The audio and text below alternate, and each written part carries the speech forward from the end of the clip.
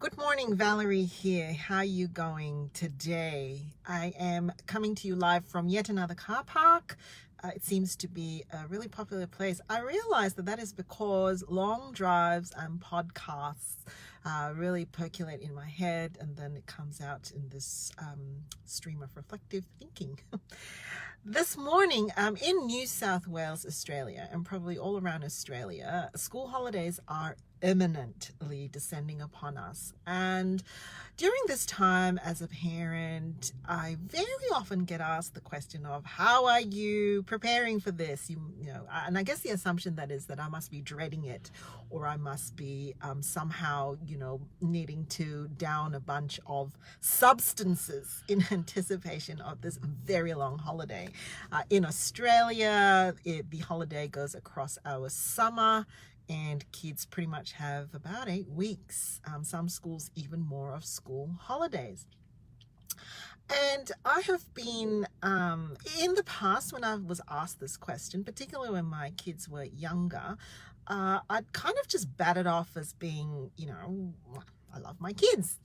Children are not easy. That's just part and parcel of the job, right? And I'd bat this off. And of recent times, I've started to really lean into this question and really ask myself, because I've really only got a couple of years left of being a parent to school-age children. What is the whole deal with school holidays? What is the thing? What's kind of your anchoring point? And I think particularly since I've been doing work in the energy and burnout space, one of my primary motivators to hustle in this space is really because I worry about the kids that are growing up watching us, adults, and the world around them hustle to the point of break point. And the software, if you like, that goes underneath that, which is that we're not enough, we're not good enough. Not only that we're not good enough, that we are not enough, that we're stuck, that we're trapped, that we've got to do things this way. And that really, really bothers me. And here's the reason why. Because that's not what our kids are going to need in 10, 15, 20 years. That is absolutely rubbish to them. Rubbish. Put that in a trash bag and put it outside right now. That's not what the kids are going to need. Let me give you a context and a story today. Right now, my 2 high schoolers are out on a mission. One of them is learning to conquer a particular fear, and it involves the 2 of them buddying up to basically figure out a quest. They've received a quest. They're on it together, and they are using a bunch of stuff. The particular quest is to conquer public transport, all right? How do I do this? Now, if I had sat them down and done it my way, which is absolutely what I wanted to do to maintain control, right? This is how I wanted to teach them the way of the world, right? I would have said, I want you to go and get, one of those bus routes. They used to be paper and they'd sit there. I was willing to adapt to the digital way. Google the bus route, download the timetable, map out the plan on Post-its, and then figure out your landmarks to get there, know the time, and then plan, which then requires you to figure out what time to wake up this morning, what time to have breakfast, what time to sleep, what you need to put in your bag. This is how I would have done it, right?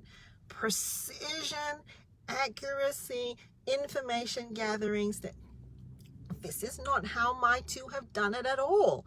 As we sat to dinner last night, and I let them manage this because really I was like, this is a bit curious. They're not listening to anything I've been saying for the last few weeks in preparation for this quest.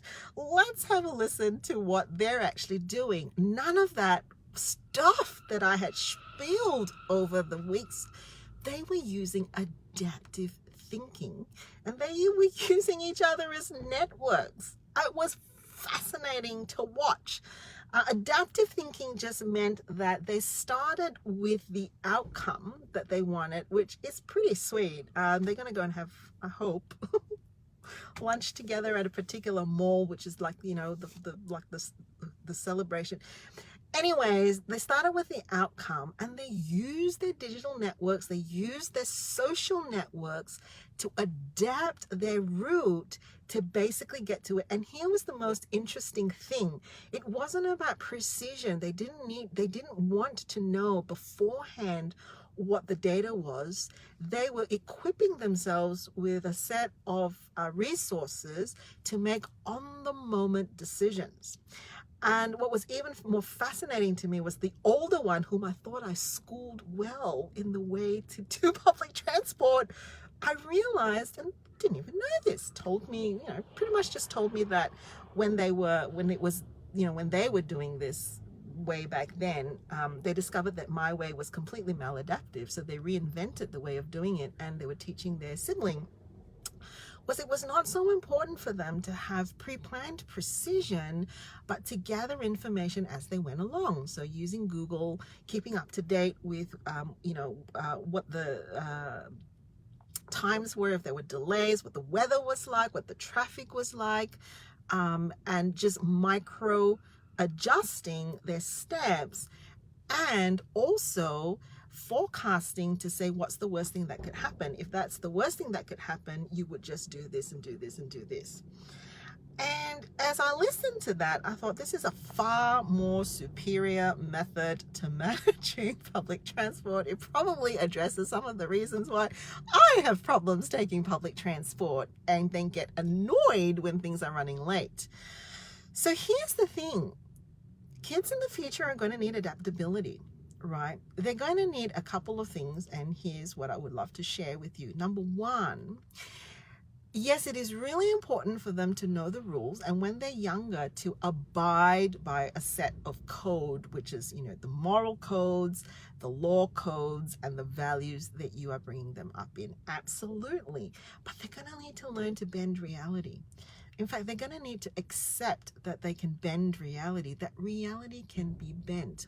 When I was first starting to really gain some momentum in my business, I used to say, I've got to break out of the matrix. I've got to break out of the matrix. The thing that I see in front of me is not the reality. I've got to be able to basically bend reality to create the outcome that I need. So kids are going to need to do that. And so when this is happening during school holidays, don't get annoyed. Don't think that they're going behind you or not following your way. Our ways are probably outdated. Let's remain curious. Let's have a look and see how they're doing the sand pit. How are they doing the swing set? How are they doing the Lego? How are they doing the baking? How are they doing the clean? Tune in and be curious, right? So yes, they've got to abide by a set of rules, morals, values, you know, the household guidelines, and be part of a contributing member of the family. Other than that, watch how they're adapting. So kids of today will grow up to become adults who need to actually bend reality and alter that. Why? Because adaptability is actually what is really, really required in emerging economies, right? So when we actually look at what our kids are up against, climate change, political, the kinds of politics that we have these days, they're not stable. They change. Our information, what's true, what's false, what's fact, what's fiction, they're having their attention grabbed all the time. They're going to need to be adaptable and make things for themselves. So here's my other thing that I would like to say. Use the school holidays to help them to really just have a bunch of experiments and experiences that are not expensive. Oh, there were 3 E's there. Experiments, experiences that are not expensive. Money cannot buy everything. What we can provide for them in the school holidays is some explorations and environments, new environments that they can be in, things that they may not, we don't have to call them hobbies. We can just call them what's in the kitchen drawer. Let's see what we can do with that. What's in the garage? Have you ever seen a toolbox? Let's kind of figure out what materials we have. Resourcefulness and resilience. These are some of the things. So Here's what I would suggest to you. School holidays is meant to be messy. It has to be messy because they go out of the school of education, the formal education, back into your homes for the school of life. And life is messy. Life is messy. You will fight. You will argue. You will get angry. You will want to throw one another out of the windows. That is all part of being messy. The school of life teaches us how to deal with relationships, how to deal with conflict, how to put up with one another's mess, how to bend, how to yield, how to accommodate. As long as we are referencing a set of, morals, values, ethics, that guide that behavior. It is actually not supposed to be a time when parents display perfect parenting. It's a time for us to display adaptable parenting.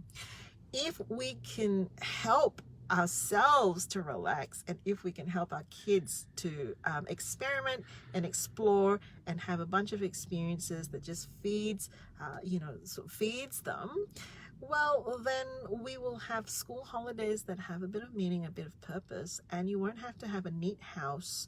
You won't have to have the postcards are outdated now. Hey, you won't need to have the curated Instagram post that shows that you are having a most wonderful, magical school holiday. None of that. Adaptability is key. All right, take care.